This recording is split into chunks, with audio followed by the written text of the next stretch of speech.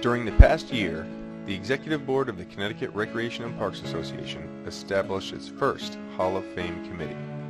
At the request of current President John Silsby, the committee established guidelines and policies to govern the practice of this year's committee and future committees appointed by the Executive Board.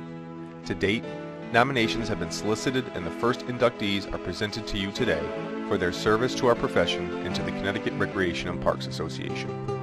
The Hall of Fame Awards were created to recognize any individual or organization that has made extraordinary contributions to the recreation, parks, golf, and conservation movement in Connecticut. It is the committee's strong belief that the parks and recreation profession owes its existence and growth to the vision and dedication of these individuals who have worked so hard for many years to improve the quality of life for all residents of Connecticut. The leaders recognized this year by CRPA as Hall of Fame recipients serve as extraordinary examples for all of us charged with the task of leading our wonderful profession into the future. All three individuals inducted today have been recognized for their dedication and leadership numerous times at the state, regional, and national levels. All three have been true leaders in the parks and recreation profession, demonstrating enormous passion and dedication for many years. Plaques recognizing these individuals will be hung at the CRPA office. It is hoped that through donations and sponsorships, a website and mobile presentation will be developed to properly recognize these and future exceptional leaders for their contributions to CRPA and our profession.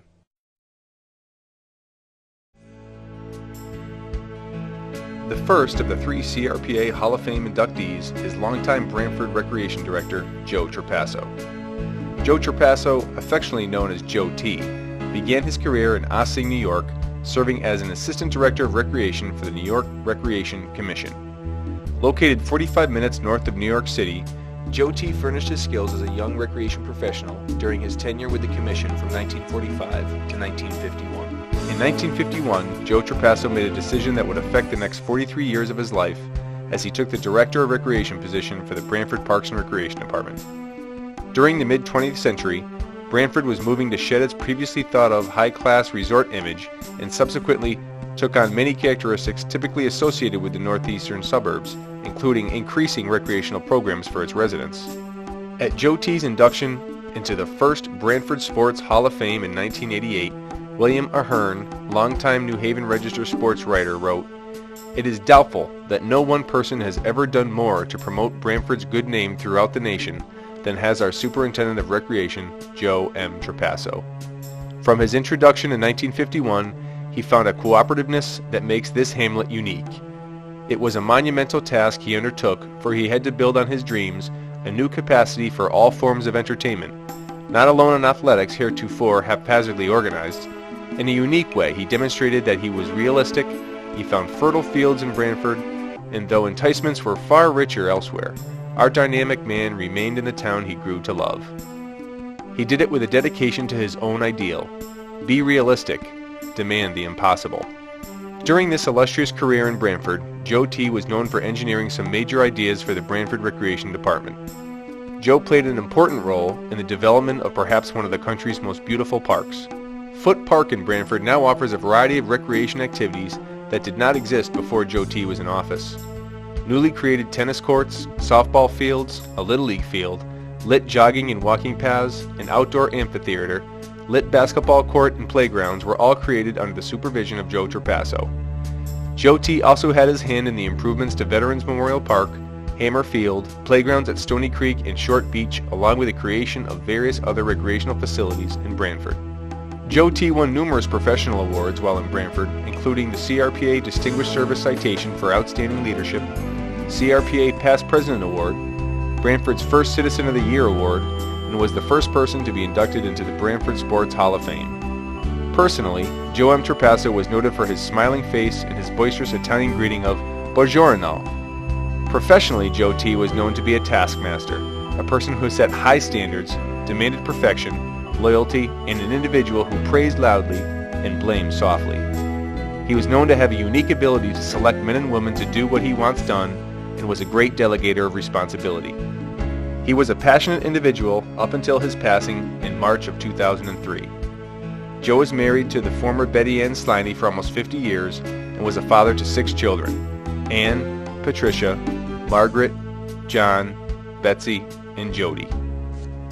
Ladies and gentlemen, I ask that you bring your attention to the stage where CRPA Hall of Fame committee members Bill DeMaio and Jim Capides will introduce the individuals receiving the honor on Joe's behalf.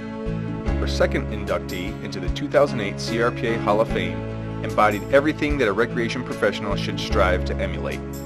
Dedicated CRPA past president George Sanford devoted countless hours to not only his profession, but also to his sustained service as an executive board member and treasurer of CRPA. He was a pioneer in the field of therapeutic recreation, and his service to the profession brought out hundreds of smiling faces and countless hours of joy for the children that he cared so much about. After receiving a graduate degree in recreation and physical education from Springfield College in Massachusetts, George Sanford took very little time before he made his own mark in the recreation field. In 1950, George Sanford established the Recreation Department at the Children's Hospital in Newington, Connecticut. It was at the Children's Hospital where George was known to have displayed a deep devotion and passion for his career in therapeutic recreation. After short career stints as a camp director in Des Moines, Iowa, and a recreation director at the Rochester Rehabilitation Center in New York, George returned to his roots in 1968, where he was hired back as the Director of Recreation at the Newington Children's Hospital. In remembering his close friend and co-worker, Don Chafee delivered these personal words while celebrating the life of George Sanford. We all know his love for the field of therapeutic recreation.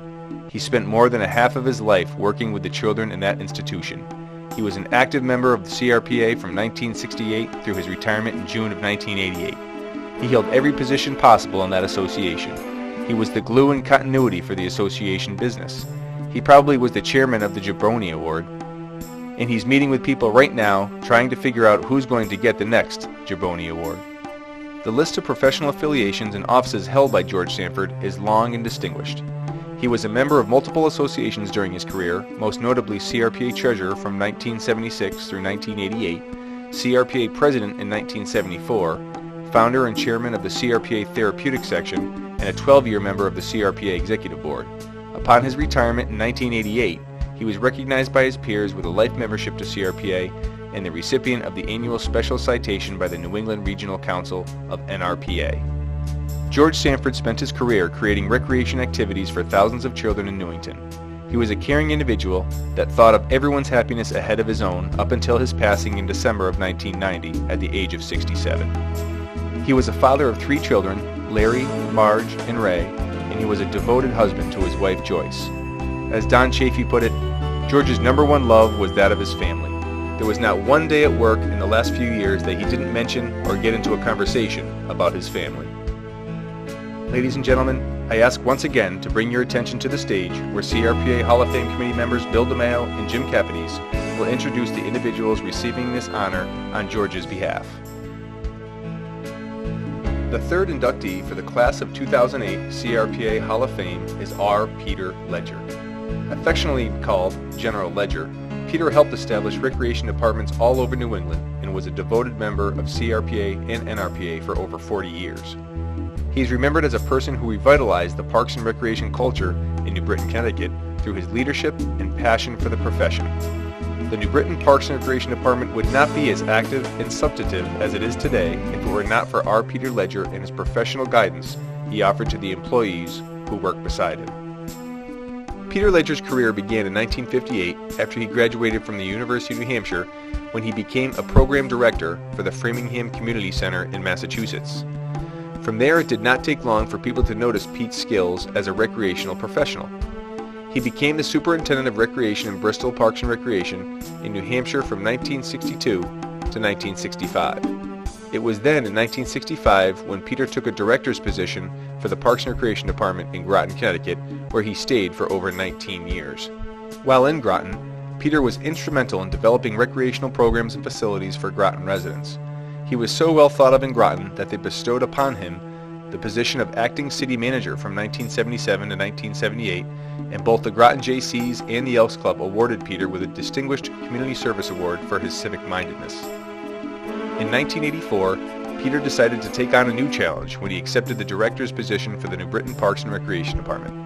From 1984 to 2002, Peter Ledger was most noted for keeping the Rockettes in New Britain and having a hand in building New Britain Stadium.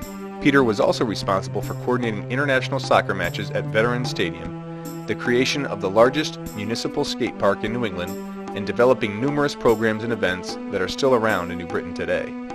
On June 10, 2002, Ledger's Way was dedicated to honor Pete Ledger's service as Parks and Recreation Director for the City of New Britain.